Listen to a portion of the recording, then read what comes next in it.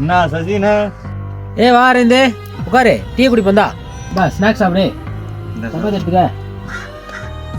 அரவிந்த், என்ன வேலை போயிட்டு இருக்கு? ஆமாண்ணே, வேலையெல்லாம் நல்லா போயிட்டு இருக்குண்ணே.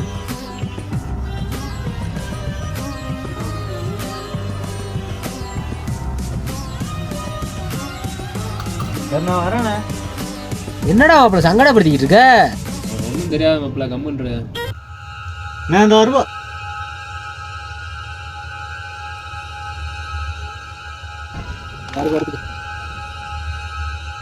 அரவிந்த் வாடா, தூக்குடா.